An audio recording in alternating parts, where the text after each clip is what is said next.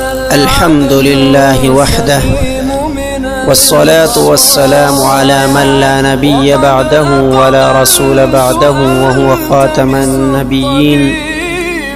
أما بعد فأعوذ بالله من الشيطان الرجيم. بسم الله الرحمن الرحيم. قال الله تبارك وتعالى في القرآن المجيد والفرقان الحميد: كل نفس ذائقة الموت. صدق الله العظيم. ډیرو محترمو عزتمندو مسلمانانو مؤمنانو ورونو، الله رب العزت مونږ او تاسو په دې دنیا کې چې پیدا کړي یو هسې عبث یې نه یو پیدا کړي. مونږ او تاسو الله رب العزت دې دنیا کې چې پیدا کړي یو الله رب العزت مونږ او تاسو د خپل عبادت او بندګۍ لپاره پیدا کړي. ځکه الله رب العزت په خپل قرآن کلام قرآن عظیم الشان کی فرمائی: وما خلقت الجن والانس الا ليعبدون. الله رب العزت فرمائی چې ما ندی پیدا کړي پیریان او انسانان مگر د خپل عبادت او بندګۍ لپاره می پیدا کړي. نو د هغې نه وروسته چې مونږ او تاسو ژوندي کړي یو پیدا کړي یو د خپل عبادت او بندګۍ لپاره، د هغې نه وروسته چې یو څیز دی هغه په مونږ او تاسو باندې راتلونکی دی چې هغه مرګ. مرګ دا د دې نیټه نه ده مونږ ته معلومه، مونږ ته د دې وخت نه دی معلوم چې کله به په مونږ او تاسو باندې مرګ راځي. خو مسلمانانو ورونو، مونږ او تاسو باید مرګ لپاره تیاری وکړو، ځکه که نن دی او که سبا دی مرګ راتلونکی دی، د مرګ نه خلاصې نشته ده. الله رب العزت قرآن عظیم الشان کی فرمائی: کل نفس ذائقة الموت. هر صاحب د روح هغه چې دی څکونکی د مرګ دی، یعنی هر یو انسان دا څکونکی د مرګ دی، د ته مرګ راتلونکی دی، د مرګ نه نشي خلاصېدلی، هیڅوک هم د مرګ نه نشي خلاصېدلی او نه ترېنه څوک انکار کولی شي. ځکه زمونږ او ستاسو دا عقیده ده چې مرګ حقیقي دی او مرګ حق دی، دا راتلونکی دی. که مونږ او تاسو داسې نظر واچوو په هر یو کور باندې، د هر یو کور نه چې دی د چا زوی، د چا پلار، د چا مور، د چا خور او د چا نیکه چې دی دا وفات شوی ده، هر چا ته پته ده. نو بیا مونږ ولې غافله اوسو؟ ولې ځان غفلت کې واچو؟ باید مونږ او تاسو د مرګ لپاره څه توښه برابره کړو چې بیا مونږ ته الله رب العزت مغفرت او مونږ او تاسو ته الله رب العزت جنت را نصیب کړي. زما عزتمندو، مرګ چې دی دا په هر انسان باندې راتلونکی دی او مرګ چې دی دا یقیني دی، د دې نه انکار ممکن نه دی. تاسو ته په دنیا کې داسې خلک هم میلاو شي چې هغوی د قرآن نه انکار کوي، د پیغمبر نه انکار کوي. د داسې خلکو هم کمی نشته چې هغوی د الله جل جلاله نه انکار کوي. خو داسې به څوک هم پیدا نشي چې هغه به د مرګ نه انکار کوي، د مرګ نه انکار نشي کېدی.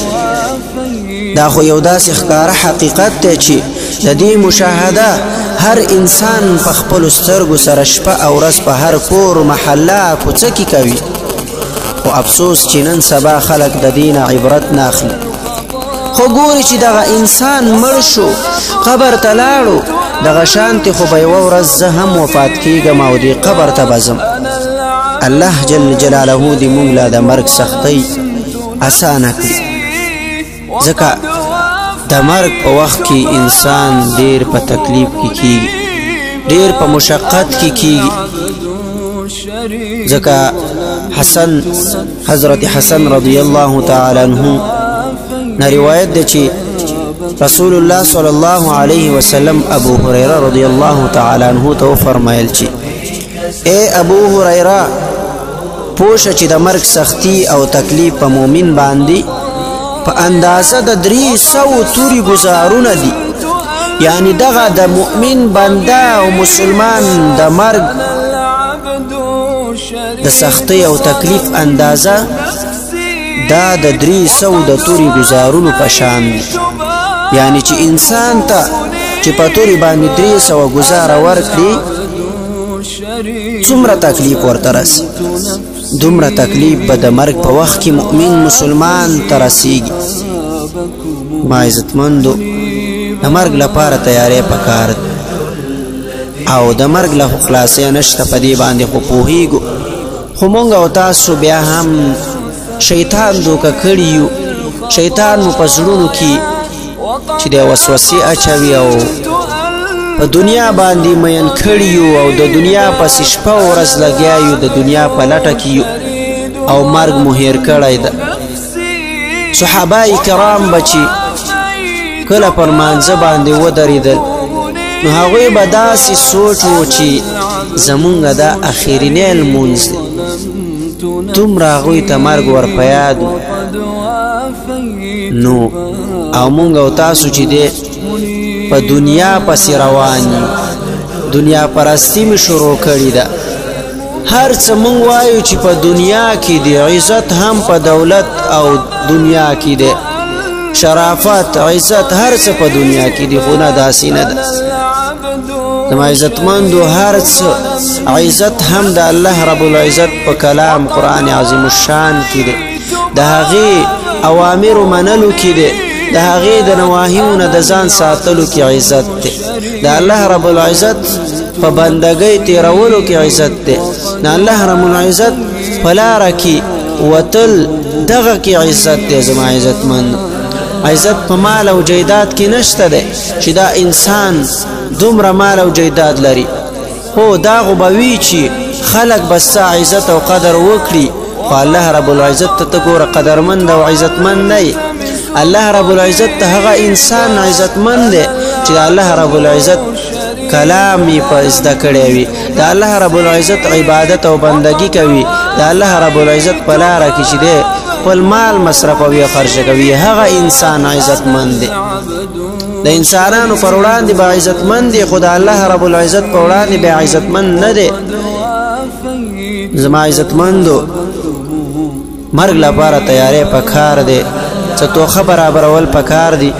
او که چېرته خدای نه خواسته مونږ او تاسو ته تیار نه کړو نو الله رب العزت به زمونږ او ستاسو نه خفه وي، زمونږ او ستاسو ته به په قهر باندې وي، بیا به مونږ او تاسو چې دی پړ مخې جهنم ته غورځېږو.